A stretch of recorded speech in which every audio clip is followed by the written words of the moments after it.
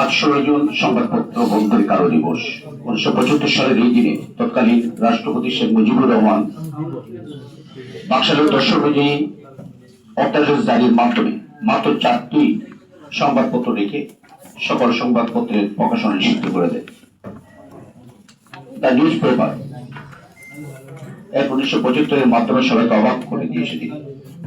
শেখ মুজিবুর রহমান সরকার Bangladesh observer, Bangladesh Times, দৈনিক বাংলা ও দৈনিক ইত্তেফাকের ডিক্লারেশন বহন রেখে সব পত্রিকার ডিক্লারেশন বাতিল করে, ফলে হাজার হাজার সাংবাদিক মুক্তি বেকার হয়ে পড়েন। এই 4টি পত্রিকাকেও স্বাধীন থাকতে দেয়নি। পত্রিকা 4টিকে অধিগ্রহণ করে the government on newspaper management act 1975-এর মাধ্যমে একটি পরিচালনা বোর্ড গঠন করে এবং তার উপর এইসব পত্রিকা পরিচালনা নিয়ন্ত্রণের ভার অর্পণ করা হয়। শুধু তাই নয়, অধিগ্রহণকৃত এই 4টি পত্রিকায় দলীয় লোকদের বসিয়ে দেওয়া হয়। এই পত্রিকাগুলো তার গণমুখী চরিত্র হারিয়ে মুজিব পূজায় নিয়ে ব্যস্ত থাকে। সরকার এবং সরকারি দলের লুটপাট, অনিয়ম, দুর্নীতি, কালোবাজারি, মজুতদারি, রক্ষী বাহিনীর গুম নিয়ে কিছু লিখতে পারলো না সাংবাদিকরা। ফলে এগুলো আর গণমাধ্যম থাকলো না, সরকারি লিফলেটে পরিণত হলো। শেখ মুজিব সরকার এমন শৈলনীতির কারণে দৈনিক আজাদের মতো প্রাচীন ও প্রভাবশালী পত্রিকা বন্ধ হয়ে যায় দৈনিক পূর্বদেশ, সংবাদ, বাংলার বাণী, মর্নিং নিউজ, পিপলস, গণকণ্ঠ সহ 87টি দৈনিক এবং 4 শতাধিক সাপ্তাহিক, পাক্ষিক এবং মাসিক পত্রিকা। এরপরে কি হলো? এরপরে মানুষ সত্য খবর পাওয়া থেকে বঞ্চিত হলো, এক কথায় অন্ধকারে ডুবে থাকলো। দুর্নীতিবাদদের উৎপাত বেড়ে গেল, রাজনৈতিক হয়রানি, খুন খারাপি বেড়ে গেল, অসংখ্য সাংবাদিক বেকার হয়ে পড়লেন, সংবাদপত্র শিল্প ধ্বংস হয়ে গেল, গণমাধ্যম মালিকদের অনেকে নিঃস্ব হয়ে গেলেন, বা স্বাধীনতাহীন হয়ে পড়ল জনগণ। এটা কি মুজিব সরকারের স্বাধীনতা, গণমাধ্যমের স্বাধীনতা বিদেশে প্রথম অপকর্ম? না, শেখ মুজিবুর রহমানের আজীবন গণতন্ত্র গণমাধ্যমে স্বাধীনতার পক্ষে কথা বললেও ক্ষমতাসীন হয়ে উল্টো পথে হাঁটলেন। গণমাধ্যমে তার সরকারের ব্যর্থতা ও অনিয়ম, লুটপাটের সমালোচনা শুরু হলে তিনি সেটি সহ্য করতে পারছিলেন না। তাই সংবাদপত্র ধরনের সুপরিকল্পিত ভাবে বিভিন্ন পদক্ষেপ গ্রহণ করেন। এর মধ্যে সংসদ নির্বাচনের 6 মাসের মধ্যে 1973 সালে the printing press and publication যে অ্যাক্ট করে সেদিন ডিক্লারেশন দেয়া না দেওয়ার শৈল কর্তৃত্ব গ্রহণ করেন। সাংবাদিকরা গণমাধ্যমের স্বাধীনতার বিরোধী এই অ্যাক্টের তীব্র প্রতিবাদ জানান। তারা 1973 সালের 20 সেপ্টেম্বরের মধ্যে আইন বাতিলের দাবি জানান, কিন্তু সরকার সাংবাদিকদের এই দাবি গণ্যমান্য করেননি। উল্টো সাংবাদিকদের উপর নিয়ন্ত্রণ এবং ভিন্ন মতাবলম্বীদের শাস্তি করার জন্য শেখ মুজিবুর রহমান সরকার 1974 সালে বিশেষ ক্ষমতা আইন জারি করেন।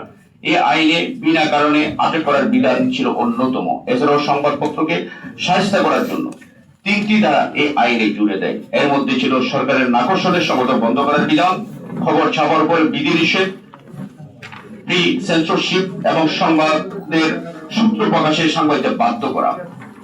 এমনকি হকারদের কাগজ বিক্রিতে নিরসিত করার জন্য হকার গ্রেফতার করার বিধানও রাখা হয়।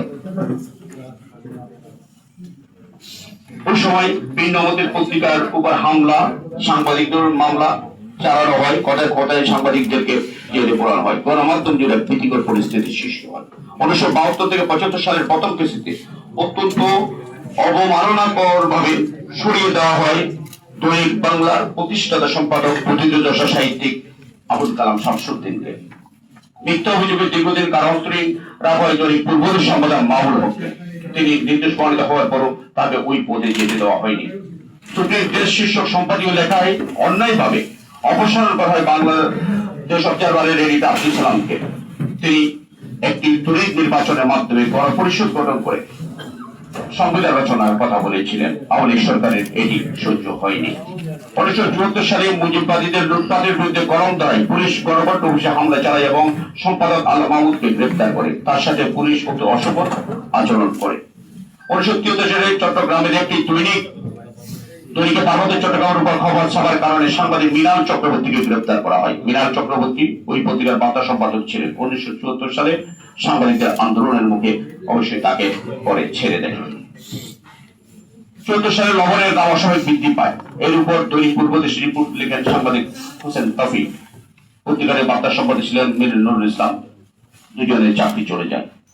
অবশেষ সাংবাদিকদের আন্দোলনের মুখে তারা পরে চাকরি ফেরত পান। হরিণের পত্রিকায় জালালাবাদ প্রদেশ দাবি করে একটি চিঠি ছাপা হয়েছিল। এতে শেখ মুজিব ক্ষোভে গেলেন। এনায়েতুল্লাহ খান মিন্টুকে গ্রেপ্তার করা হলো। সাংবাদিক নেতারা মিন্টু সাহেবকে ছাড়িয়ে আনার জন্য শেখ মুজিবুর রহমানের কাছে যান। শেখ মুজিব সাংবাদিক নেতাদের বললেন, মিন্টুকে সিলেট জেলে পাঠিয়ে দিচ্ছি, জালালাবাদ প্রদেশ চেয়েছি তো একেবারে ওখানেই পাঠিয়ে দিলাম। 1974 সালের 28 ডিসেম্বর সাংবাদিক আলী আশরাফ দৈনিক অভিমতে লিখলেন, এবার শেষ শিকদারের পালা। সে রাতেই তার বাসায় পুলিশ হানা, তিনি আত্মগোপনে চলে যান। আওয়ামী দুঃশাসনের বিরুদ্ধে লেখার কারণে বন্ধ করে দেওয়া মাওলানা ভাসানীপুর প্রতিষ্ঠিত হক কথা। পত্রিকাটির সম্পাদক ইরফানুল বারীকে গ্রেপ্তার করা হয়।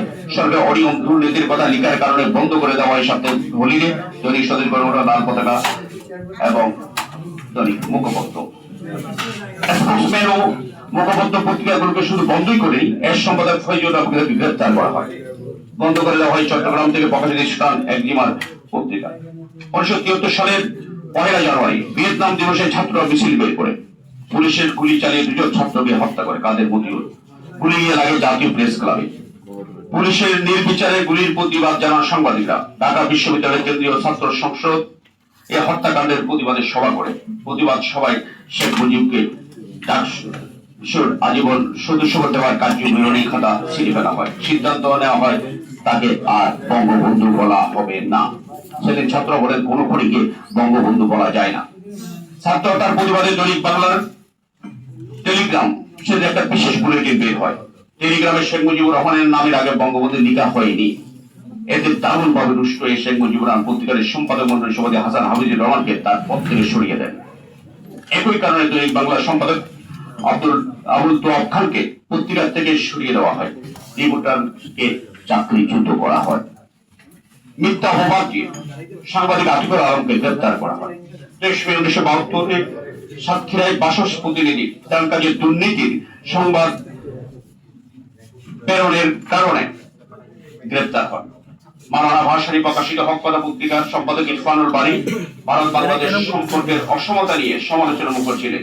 সেই দায়ী তিনি গ্রেপ্তার হন 20 জুন।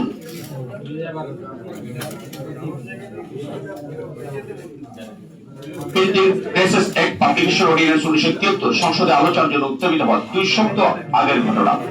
ঢাকা বিশ্ববিদ্যালয়ের শামসুন নাহার হলের সামনে রাত 10:30টার দিকে 4 যুবককে গুলি করে হত্যা করা হয়। ডেইলি মর্নিং নিউজের নারী পাতা ফেমিনার সম্পাদক বিলকিস রহমান এই ঘটনা দেখেন, সাক্ষী দেখেন। তার স্বামী ছিলেন ঢাকা বিশ্ববিদ্যালয়ের শিক্ষক ডক্টর ওয়াজিউর রহমান। এই লেখাটি লেখার কারণে তাকে গ্রেফতার করা হয় এবং পরে অবশ্যই তিনি ছাড়া পান। এর আগে পত্রিকাটি ক্ষমা চেয়ে একটি রিপোর্ট লিখতে বাধ্য হয়।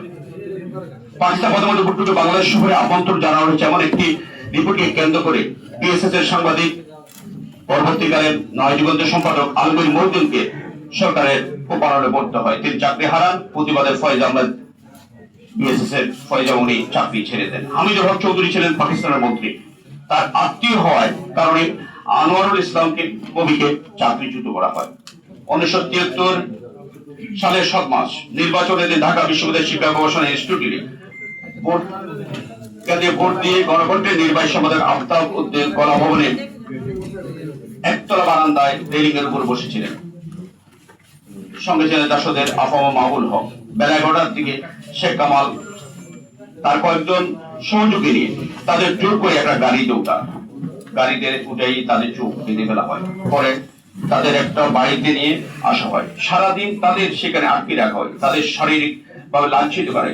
8 দিন পরে বলেছিলেন তাদের আবহানী ক্লাবে নিয়ে যাওয়া হয়। রাত 9টার দিকে তাদের ছেড়ে দেওয়া হয়। সত্য ছিল অপহরণ নির্যাতনের কথা পত্রিকায় লেখা যাবে না। তাদের অপহরণের সংবাদটি পেয়ে গণভোট একটি রিপোর্ট তৈরি হয়েছিল।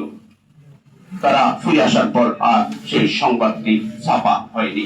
এটা জাসদের উত্থান পতন যে বইটি মহিউদ্দিন সাহেবের লেখা, সেখানে এই তথ্যগুলো আছে। ডাকসুর নির্বাচনের খবরও আপনারা জানেন। সেদিনও ডাকসু যখন শেখ কামালের নেতৃত্বে ব্যালট বাক্স চিন্তা করা হয়, সেই রিপোর্টটি লিক হচ্ছে, এটা জেনে গণকণ্ঠ অফিসে হামলা চালানো হয় সেখানে এবং গণকণ্ঠ বন্ধ করে দেওয়া হয়। 1974 সালের 17 মার্চ পল্টনে জাসদের জনসভা অনুষ্ঠিত হয়।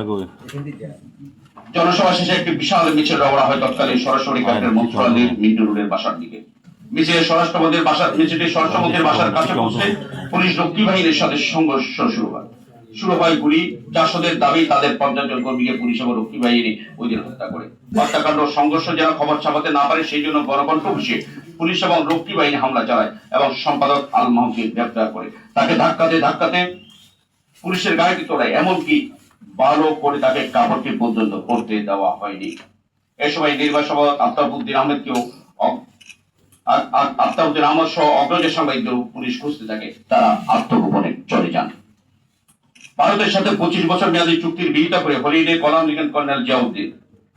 ওই সময় শেখ মুজিবুর রহমান ছিলেন মস্কো। তিনি মস্কো থেকে ফিরে এসে জিয়াউদ্দিনের বিরুদ্ধে ব্যবস্থা নেওয়ার নির্দেশ দেন। উপায় না দেখে কর্নেল জিয়া পদত্যাগ করেন। অবজারভার সাংবাদিক বাবুল রব্বানীকে গ্রেফতার করা হয় তার হাতে মেশিন গান ধরিয়ে দিয়ে। সাংবাদিকরা প্রতিবাদ করলেন এবং শেখ মুজিবুরের কাছে গেলেন, কিছুই হলো না।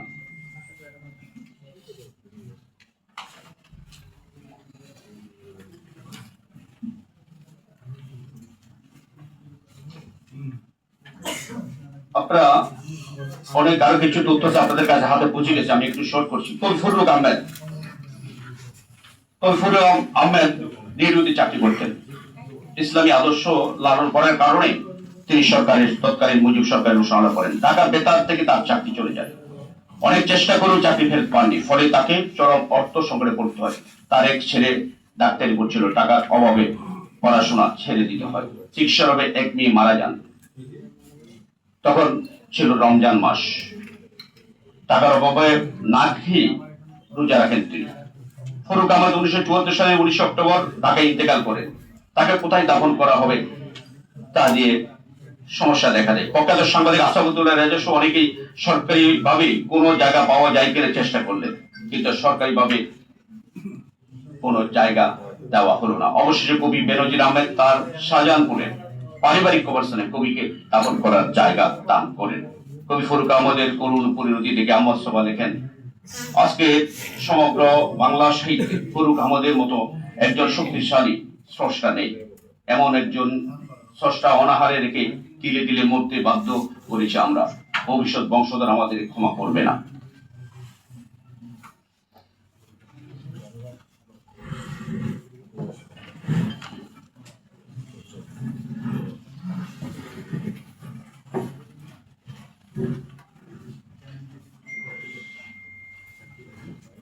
সাংবাদিক একবার, আমি একটু শেষ দিকে চলেছি, সাংবাদিক একবার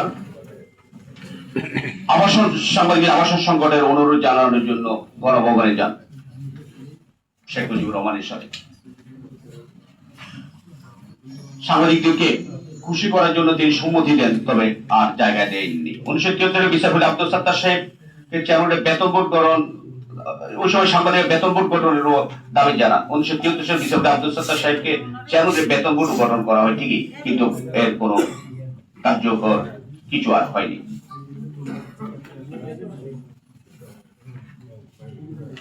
মুজিব সরকার সংবাদপত্র প্রকাশকে আরো কঠিন করে তুলতে নিউজ প্রিন্টের দাম বাড়িয়ে দেয়।